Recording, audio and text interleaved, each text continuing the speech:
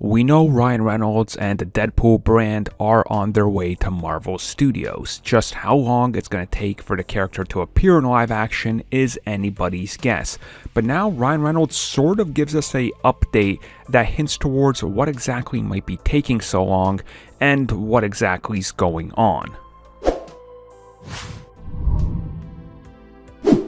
So while things are all over the place with pretty much everything going on, Marvel Studios is going to try to get back on track rather quick, considering that's the biggest thing in Hollywood, the Marvel brand. And of course Deadpool is coming and he's going to bring in a unique point of view to everything. Now recently Ryan Reynolds had an update where he said that it's taken a little bit longer because he's trying to figure out where exactly his place is, this bigger world, and what's going on and what they can do. And this has been elaborated upon in a few other interviews with other websites, but are generally the same thing. And I'll link one of them down below with the general quote, which obviously backs up what he said earlier last year when everything was starting to get finished, that he was excited on working with Marvel characters. And that again is echoed here. Now let's be real about this one. Here's the holdup. If Ryan Reynolds and his team go in to, sit down with Kevin Feige and start talking about what they want to do with the third Deadpool film, or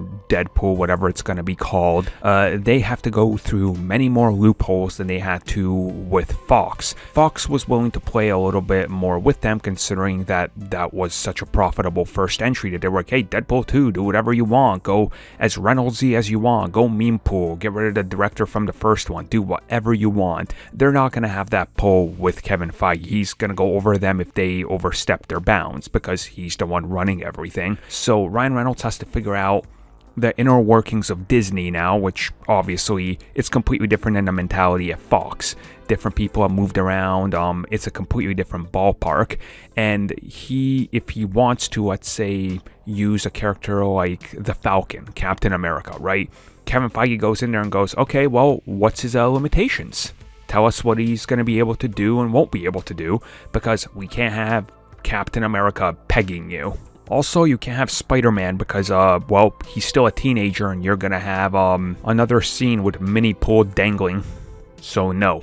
Also, you can't touch She-Hulk because that character has to be taken seriously in her series. You can maybe have one of the Guardians. Here's Rocket. But here's the limitations and restrictions we're putting on Rocket, because he's got to remain faithful to what we've established and the laws of physics and everything. So that's what Ryan Reynolds is saying. He's trying to figure out how does this all work now, considering Deadpool is a character that definitely, the way he's been handled in the first two films, more so the second film, does not lend himself towards just a straight up entry into the MCU.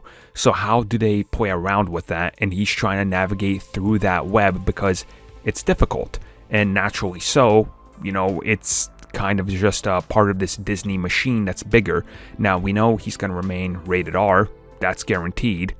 But at the same time, again, restrictions. You can't just toss in any character and completely change their, complete perception from a fan's point of view, and then have the character not act like they weren't just in something ridiculous. So again, they're going to have to navigate through this, which is why I think he's saying, yeah, I'm trying to, figure everything out, because he is, because it's completely different now.